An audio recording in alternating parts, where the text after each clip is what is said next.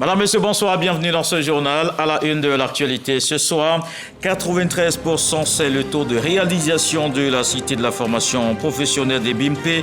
Le Premier ministre a visité le chantier. C'était un vaste projet de 7 établissements dans le pays pour faire face à l'adéquation formation-emploi.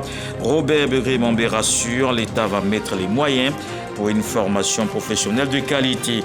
Dans ce journal, je vous emmène à la découverte de 2 champions nationaux. Ils sont abonnés au prix d'excellence grâce au cacao. C'est l'histoire de 2 jeunes Ivoiriens qui ont décidé de valoriser cette richesse. Ils ont créé des produits qui ont conquis le monde, rivalisant même avec les grandes firmes dans le domaine. À Kouido, 8 morts dans l'effondrement d'une mosquée. Hier, l'édifice religieux s'est effondré sur des fidèles pendant la prière. Les opérations de recherche des victimes se poursuivaient encore cet après-midi pour faire le bilan complet de ce drame. Le Conseil souverain du Soudan a annoncé la réouverture du poste frontalier d'Adré près du Tchad. Cela afin de faciliter l'acheminement de l'aide humanitaire. Le gouvernement soudanais y avait coupé ses liaisons en février dernier.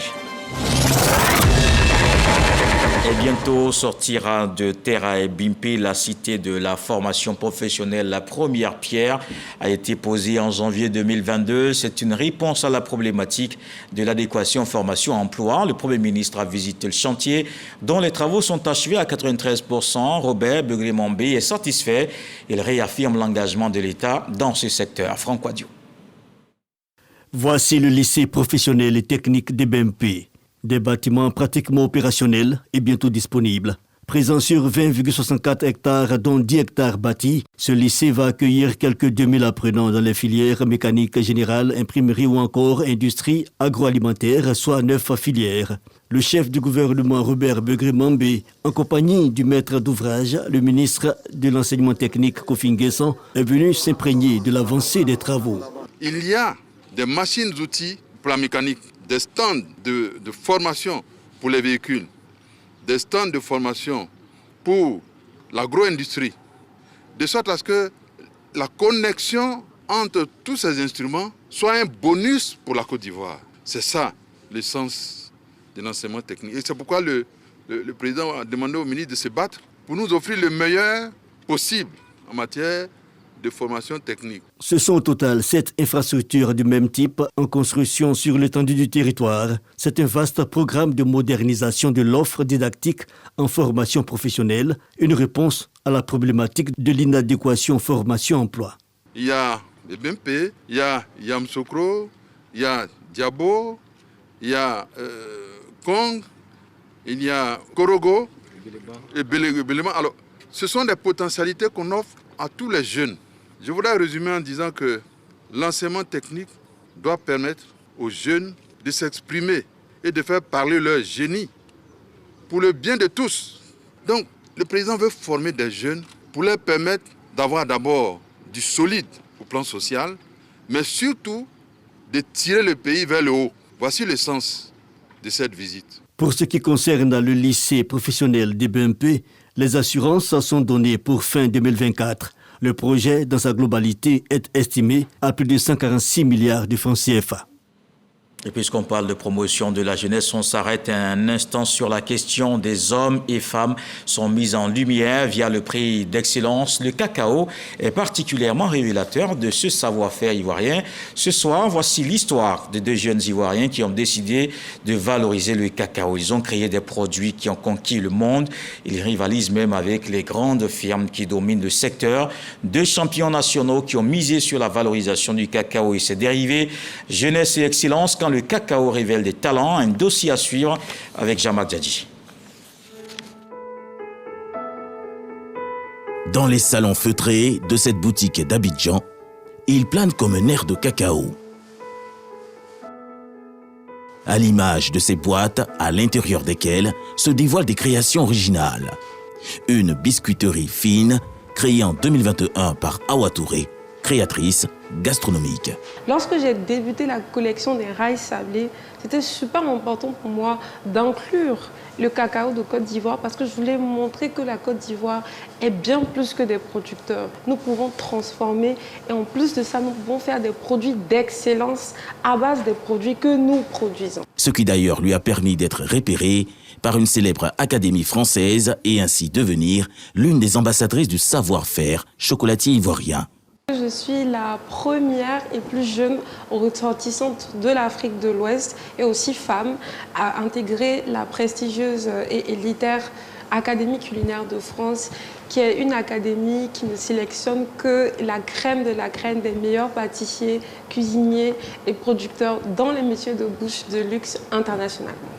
Du chocolat revisité dans l'arrière-boutique où Awa Touré réalise ce jour-là des biscuits enrobés de chocolat blanc. Donc là, c'est que du chocolat 100% made in Côte d'Ivoire, le plus cher et le meilleur. Mais sa palette est large, car son cacao, elle l'infuse aussi en thé. Le but, donner à déguster l'authenticité du cacao local, très prisé dans le monde, sous différentes formes. Nous pensons nous vendre à l'international, mais de la meilleure des manières. Et c'est pour ça que nous avons entamé depuis aujourd'hui 2 ans et demi notre formation pour la certification ISO. La quête de l'excellence dans la transformation du cacao ivoirien, un enjeu pour les artisans locaux et le gouvernement ivoirien qui entendent bâtir une réelle industrie afin de créer de la valeur ajoutée à l'exportation. La Côte d'Ivoire, premier producteur mondial, ne transforme que 33% de sa production, mais envisage atteindre 100% d'ici 2030. Pour cette campagne 2023-2024, le pays espère produire 1 750 000 tonnes de cacao. Une partie sera transformée dans des usines comme celle-ci où arrivent en période de campagne des tonnes de matières premières. Voilà ça là. François. Des fèves qui sont contrôlées de leur entrée à l'usine.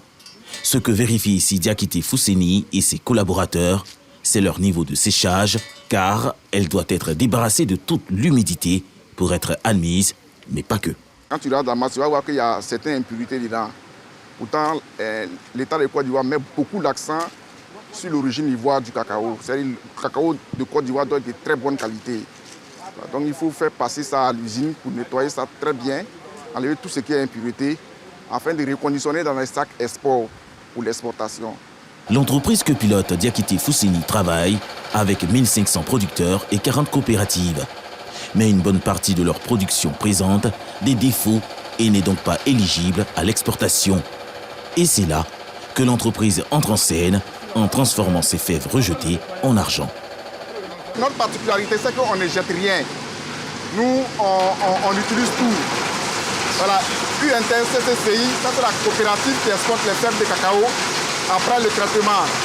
Et la société Diakité Cocoa Product transforme les dérivés de cacao en produits semi-finis. Des fèves qui suivent un autre circuit et qui sont collectées dans ces sacs.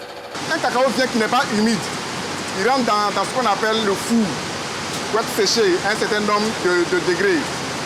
Et il y a des fèves qui s'éclatent dans le four. Voilà, ça donne des brisures de cacao.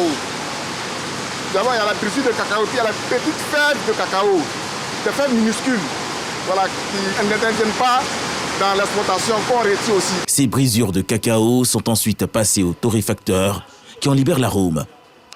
Puis ces grains de cacao sont broyés pour obtenir cette épaisse pâte, appelée masse de cacao, stockée dans une grande salle après un passage en chambre froide. Généralement, la masse, c'est la matière première du chocolat, généralement. En l'état, cette masse, déjà commercialisable, peut encore être transformée. Pressée ici dans ces machines pour en extraire de l'huile de cacao, plus communément appelée beurre de cacao. Pour la masse de cacao, nous sommes à 2000 tonnes de produits transformés par an. Et pour le beurre, nous sommes autour de 1500 tonnes de produits transformés par an. C'est utilisé aussi par des sociétés de cosmétiques ici en Côte d'Ivoire et aussi à l'extérieur, à l'international. C'est un domaine qui est rentable dans la mesure où Il y a ce qu'on appelle, nous on fait des éléments ajoutés sur le produit. Par exemple, les déchets de cacao qui se jetaient auparavant sont aujourd'hui transformés en produits semi-finis comme la masse, le beurre. L'entreprise, deuxième prix d'excellence de la meilleure initiative en matière de valorisation des productions végétales en 2023, entend répondre ainsi au message de l'incitation à la transformation lancée par l'État. S'investir dans toute la chaîne de valeur pour créer sur le plan local une économie d'échelle qui permettrait à l'État de Côte d'Ivoire de mieux valoriser son cacao et en tirer plus grand profit. Une ambition clairement affichée par le gouvernement ivoirien décidé à multiplier ses usines de transformation. Jeunesse et excellence quand le cacao révèle des talents, c'était le dossier de ce soir.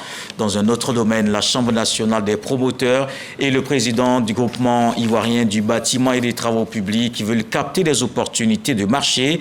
La problématique des logements était donc au cœur de la rencontre. Les deux organisations ont travaillé ensemble pour la viabilité des entreprises du secteur. C'est ce que nous apprend Lansine Bakayoko. Un programme immobilier mobilise un grand nombre d'intervenants. Il est donc essentiel de coordonner tous les acteurs des BTP avec pour objectif de mener à terme les projets de construction dans les délais et en sécurité. Ces échanges entre le groupement ivoirien du BTP et la Chambre nationale des promoteurs et constructeurs agréés visent donc, au-delà de la prise de contact, à créer une synergie d'action en vue d'une meilleure compétitivité du secteur. Nous devons contribuer nous-mêmes à créer la croissance inclusive. C'est-à-dire que permettre à nos PME d'avoir suffisamment de parts de marché de sorte que tout ce que nous allons entreprendre produira en fait des résultats et ces fonds pourront être réinversés localement et ça pourra permettre de contribuer à la réduction de la pauvreté. Nous, en tant qu'acteurs nationaux, le devoir que nous avons aujourd'hui envers notre pays, la Côte d'Ivoire, dirigé aujourd'hui par le président Alassane Ouattara et la dynamique qui l'accompagne, c'est de prendre notre responsabilité à travers nos entreprises, à travers nos groupements. Le nouveau président du groupement ivoirien du BTP qui a annoncé entre autres projets le développement de partenariats stratégiques avec d'autres organisations, a su de sa franche collaboration avec la Chambre nationale des promoteurs et constructeurs agréés, d'autant que les contraintes techniques liées à l'organisation d'un chantier obligent à une approche pratique et concertée. L'objectif ici est de voir comment est-ce qu'on peut, sur une plateforme commune avec la Chambre, travailler à améliorer la qualité de nos interventions et gagner de plus grandes parts de marché pour nos entreprises, pour les acteurs nationaux, locaux de ces secteurs-là. Une collaboration à consolider au regard des nombreux chantiers impulsés par le pouvoir public, notamment avec les infrastructures routières et surtout les logements sociaux. Alors on voit maintenant ce drame à Kouedo, dans la commune de Cocody. Au total, 8 décès enregistrés. Une mosquée s'est effondrée sur des fidèles pendant la prière. Le groupement des sapeurs-pompiers militaires est toujours à pied d'œuvre. Les opérations se poursuivaient encore cet après-midi pour faire le bilan complet. Un reportage de Serge Coléa, Arnaud Kofi, Audrey Témoin. Tristesse et consternation ce vendredi 16 août à Akwedo-Atié, dans la commune de Cocody. La veille, aux environs de 16 heures, une partie de la grande mosquée s'est effondrée sur les fidèles en pleine prière, créant l'émoi au sein des populations riveraines. On a un vieux au quartier qui est coiffeur. Voilà, il a laissé même un client pour venir rapidement faire sa prière de 16 heures retourner. Il n'est plus rentré à la maison. Sincèrement, je suis attristé. C'est un malheur qui a frappé le quartier. C'est vraiment douloureux. Ça, c'est des choses qui arrivent, qu'on ne s'attendait pas, vraiment que difficile à accepter. Le bilan est lourd. 8 membres de cette communauté ont perdu la vie. Face à ce deuil, les fidèles s'en remettent à Allah. Nous regrettons les décès et nous sommes de cœur avec les familles éplorées. C'est Dieu qui a voulu et Dieu est voulant. On ne fait que se plier à la volonté de Dieu. Dès les premières heures de ce drame, les éléments du groupement des sapeurs-pompiers militaires se sont déployés sur les lieux. Le commandant Alban Conan a conduit les opérations pour sortir les victimes des décombres. il s'agissait de l'effondrement partiel d'une mosquée en construction qui, pendant les heures de prière, aux alentours de 16 heures, abritait déjà des personnes qui priaient. Il y a eu 2 blessés graves et il y a eu 7 autres victimes décédées que nous avons dégagées. Et les opérations ont continué toute la nuit. Et ce matin, lorsque nous avons continué les recherches, nous avons pu dégager une victime. Et donc, ce qui porte à 10 victimes au total, provisoirement. Et il faut dire que sur les 10 victimes, on a 2 blessés graves et 8 décès. Les recherches se poursuivent normalement. Et lorsque nous aurons pu enlever totalement tous les décombres, nous pouvons arrêter un bilan définitif. Les enquêtes sont en cours pour déterminer les causes de l'accident. En attendant, la solidarité des populations se manifeste. La communauté musulmane, quant à elle, fait des prières pour le repos de l'âme des disparus. Et vous l'avez entendu dans le reportage de ces scolaires, les blessés évacués dans un centre de santé, un secteur qui se renforce. Les centres de santé de la région du Gontougo viennent de recevoir des équipements. C'est le fruit d'un partenariat entre la Fondation 221 et le Conseil régional. Le don d'une valeur de 700 millions de francs CFA envoie la remise à l'hôpital général de Tanda avec Khalil Diomandé. Des équipements médicaux, des médicaments et des consommables informatiques d'une valeur de 700 millions de francs CFA pour booster l'efficacité des centres de santé de la région du Gontougo. J'ose espérer que le personnel médical voudra bien veiller davantage à l'utilisation optimale du matériel et des produits pharmaceutiques. Connaissant votre degré d'engagement et votre sens de la responsabilité, je suis rassuré que vous vous donnerez autant que nous pour pérenniser ce partenariat. Ce don de la Fondation 221 s'inscrit dans le cadre d'un partenariat signé le 30 mars 2024 avec le Conseil régional du Gontougo. À sa tête, le ministre d'État, Kobenan Kwasi Adjoumani. L'autre jour, moi-même, j'étais ici pour procéder à la remise du matériel que vous nous aviez donné en mars. Et on me dit encore qu'il y a des conteneurs qui sont dans les bateaux qui arrivent. Merci pour ce que vous faites pour l'Afrique. Cet appui de la Fondation 221 aux établissements de santé de la région du Gontougo, confrontés à d'importants défis, est un véritable coup de boost à la politique de développement du système sanitaire, à en croire le ministre de tutelle. Pierre Demba perçoit déjà l'impact de ce don. Grâce à ce don important, nous pouvons bénéficier des soins de qualité.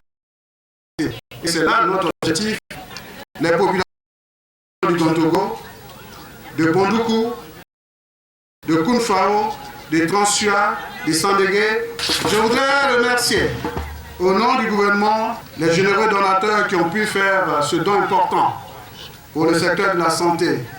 Ce don crucial qui nous permettra d'assumer nos missions avec beaucoup plus d'efficacité. Portée sur les fonds baptisments en 2014 aux États-Unis, la Fondation 221 fait de la santé une priorité, avec plus de 20 milliards de francs CFA investis dans plusieurs pays africains.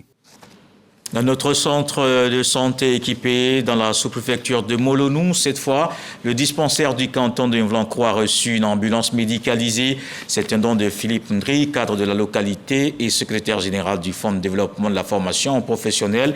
Il veut contribuer ainsi à l'amélioration de la prise en charge des patients. Issa Tchonayeo, Khalid Diomandé.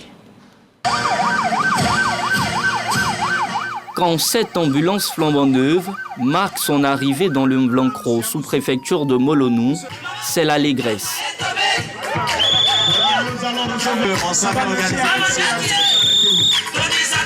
Les populations heureuses voient en cet engin médical la fin de leur calvaire. C'est la toute première ambulance du dispensaire de Mvlancro. Elle est offerte par l'un des cadres de la localité, en la personne du docteur Philippe Ndri, en collaboration avec une fondation. Une manière de promouvoir la vision d'une Côte d'Ivoire solidaire, comme prônée par le président de la République, Alassane Ouattara. Toute chose qui procure satisfaction et reconnaissance chez les bénéficiaires. Cela est formidable. Je voudrais, au nom de la population, dire merci aux donateurs. Je voudrais, une fois lancer un appel à nos frères, de suivre l'exemple de notre frère, docteur Philippe. L'outil qui est mis à ma disposition est un outil de première nécessité pour sauver la vie de toute la population. L'ambulance a été offerte à l'occasion des festivités de l'indépendance dans le Mblancro. Les cadres de la localité entendent mutualiser leurs efforts pour en faire davantage. Et l'actualité, c'est aussi le groupe parlementaire du RHDP au Sénat qui était en mission dans le IFU. Les sénateurs étaient en session d'information et de sensibilisation des populations de la région. Ces parlementaires ont expliqué le contenu de 23 projets de loi et leurs impacts dans la société. Kader Sogodogo. Salle Pepressou de l'hôtel de la paix de Daougo. Une délégation du Sénat sensibilise les militants du Rassemblement des Oufouettistes pour la démocratie et la paix RHDP et la population de la région de l'Ifou aux lois sur le code de la nationalité, la protection de l'éléphant, le foncier, la politique nationale d'endettement et le projet de loi sur les biens mal acquis. Pour le chef de la mission, le sénateur du Tchologo, Traoré Bamoudjien, président du groupe parlementaire RHDP, cette mission d'information a pour but de faciliter la compréhension des populations quant aux lois qui ont été votées et qui concernent directement ces populations. La mission que nous portons actuellement vise à assumer une de nos responsabilités vis-à-vis des collectivités. Il y a eu une législature, nous avons voté des lois et pour notre part, il est important que nous revenions vers nos bases, vers nos électeurs pour leur expliquer effectivement l'essentiel du contenu de ces lois. Mais à travers ça aussi, nous espérons être plus proches de nos militants. Selon Traoré Bamoudjien, la politique d'endettement de la Côte d'Ivoire a permis la création de richesses à travers la construction de routes et de ponts. Ce qui traduit cette modernisation de notre pays, il y a un fonds assez essentiel qu'il ne faut pas minimiser, de telles lois qui sont votées et qui permettent, de notre point de vue, un changement structurel de notre société. C'est assez important, afin que nos militants puissent être outillés de ces arguments pour pouvoir affronter les batailles à venir. Depuis le 18 juillet 2024, le groupe parlementaire RHDP au Sénat, sous la supervision de la présidente de l'institution, Kandia Kamisoko Kamara, a entamé une mission d'information et de sensibilisation dans 6 régions du pays pour expliquer les projets de loi et au-delà, recueillir des propositions. Et de la région de l'Ifou, allons dans le Moronou. Les populations du département d'Ara se sont mobilisées à Kregbé. C'était la 2e édition de la journée des reconnaissances et du mérite. Les meilleurs élèves aux examens à grand tirage ont été récompensés. Le développement local également abordé. Khalid Diomande, Ngata Kwame. Ils ont fait de la rigueur et de l'excellence leur credo tout le long de l'année académique 2023-2024. Les meilleurs élèves au CPE, au BEPC et au baccalauréat des sous-préfectures de Kregbé, Guabo et Aswakro sont primés à l'occasion de la journée de reconnaissance et du mérite. Ils reçoivent du numéraire, des kits scolaires et des ordinateurs portables. Le seul sentiment qui m'anime, c'est la joie d'être honoré, de savoir que tout le travail qu'on a fait est récompensé. Cette reconnaissance m'encourage à donner le meilleur de moi-même et à bien travailler de la seconde à la terminale.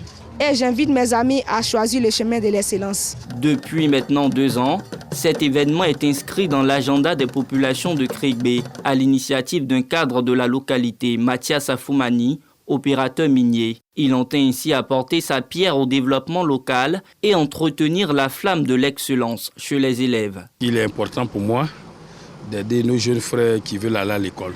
Aujourd'hui, la facilité ne paye pas. Et voilà pourquoi j'organise la journée de reconnaissance.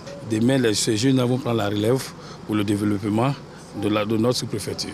Au regard de l'engagement de Mathias Afoumani pour sa communauté, la directrice des ressources humaines de la présidence de la République de Côte d'Ivoire, Nadine Yeba, lui prête main forte pour cette 2e édition de la journée de reconnaissance. Merci à Afoumani. Merci pour toutes les actions de développement qu'il a posées. Merci pour les gestes qu'il pose à l'endroit de ses petits frères. Alors nous allons le soutenir dans ses actions de développement chaque fois qu'il aura besoin de nous. Et je pense que Kregbé sera développé petit à petit. Fort de sa contribution au développement de la sous-préfecture de Kregbé, Nadine Yeba a été élevée au rang de reine-mère et baptisée Nana Monkassi. Dans l'actualité politique, maintenant, une plateforme d'échange dénommée la Tribune citoyenne. Elle abordait la participation de la jeunesse à la vie politique. Tous les partis étaient représentés. Les panélistes appellent les jeunes à plus d'implication dans le processus électoral. On le voit avec Sidonie Davila. Les jeunesses politiques en Côte d'Ivoire, un avenir de continuité ou de rupture politique. Le sujet sur la table de la plateforme d'échange, la Tribune citoyenne. Invités en tant que panélistes, les différents représentants des jeunesses des partis politiques discutent des enjeux de leur participation dans la vie politique du pays. Un vieil homme assis voit plus loin qu'un jeune qui est debout. Ce qui veut dire que nous devons, même si nous devons nous projeter dans l'avenir, il ne nous faudra pas une rupture, mais une alternative qui s'appuie sur les bases anciennes que nous avons connues afin de mieux construire l'avenir. Il faut aller plutôt dans la continuité, mais en améliorant ce qui existe. Nous avons fait des propositions allant dans le sens d'avoir un profil de carrière pour que les jeunes qui rentrent en politique puissent avoir une progression continue. Réunis pendant 4 heures, les jeunes ont exploré de multiples thématiques. Ce qu'on retient, c'est qu'il y a un fort besoin d'inclusivité au niveau de la jeunesse ivoirienne qui a besoin d'être prise en charge dans les politiques internes aux partis politiques et dans ce qu'elle propose comme projet de gouvernement. Voilà, vous allez sur le terrain, vous découvrez que les gens n'ont absolument aucune formation. C'est ce qui fait le mal de la Côte d'Ivoire. Donc il faut aujourd'hui former nos jeunes, participer, les inviter au débat, qui comprennent les enjeux, qui comprennent pourquoi on s'engage en politique, comment s'engager, comment avoir des combats citoyens, pourquoi on passe du stade de sujet au stade de citoyen. Organisé par une ONG en partenariat avec le Conseil national des droits de l'homme, cette tribune citoyenne a été saluée par la présidente du CNDH. Namizata Sangaré a exprimé son appréciation pour ces échanges constructifs. L'écho de la République veut faire la promotion des actions du président de la République. C'est la mission que s'est assignée ce mouvement politique proche du RHDP. Son président a été face à la presse pour l'expliquer. Anaël de Crisa, Chantal Akanda. Le président de l'Écho de la République, EDR, a animé une conférence de presse, au cours de laquelle il a rappelé les objectifs visés par son mouvement. Sa vision est de mettre en lumière le caractère exceptionnel de la gouvernance du président Alassane Ouattara et de promouvoir ses actions. Nous constatons que depuis l'arrivée de notre mentor aux affaires, le domaine de la santé a été très amélioré en matière d'eau potable des châteaux et sans oublier aussi les infrastructures routières. Il faut féliciter le président de la République. En seulement 12 ans, le pays a été métamorphosé. Né en janvier 2024, l'EDR, ce mouvement pro-RHDP, se donne pour mission de défendre l'image de la République incarnée par le président Alassane Ouattara et défendre ainsi sa gouvernance et faire la promotion du e-militantisme. Et le RHDP continue son implantation à travers le pays. Mercredi dernier, le ministre d'État Kobena Kwasi Adjoumani est allé investir la coordination régionale de l'Agné-Bichiassa, une équipe conduite par le ministre Pierre Demba. Mahama Traoré. Dans la région de l'Agné-Bichiassa, le parti au pouvoir renouvelle sa confiance à Pierre Demba en le reconduisant comme coordonnateur régional principal. Il sera aidé dans sa tâche par 6 adjoints issus des 4 départements de la région. Une délégation de haut niveau du directoire conduite par Kobena Kwasi Adjoumani est venue investir le commando RHDP dans l'Agné-Bichiassa. Ce n'est pas de l'individualisme que nous allons cultiver ici à Aboville. Nous devons être autour de Demba pour aller à l'assaut des victoires. Et en matière de victoire, nous savons gagner. La discipline doit être de mise. Le coordonnateur régional principal, Pierre Demba, se dit prêt pour la mission. Je prends l'engagement, en tant que coordonnateur principal, de réunir et rassembler tous les militants et au-delà, tous les fils et filles de la région de l'Agné-Bichiassa, afin que nous puissions constituer une colonne de combattants imprénables pour la victoire éclatante du RHDP et de son président Alassane Ouattara en octobre 2025. Kobena Kwasi Adjoumani exhorte les secrétaires départementaux et de section à faire bloc autour de la coordination régionale. Et toujours en politique, l'inscription sur la liste électorale des militants du RHDP de Grand Bassam se prépare. Une rencontre au siège du parti pour lancer la remobilisation. Éric Goré, Sylvestre Nguessan.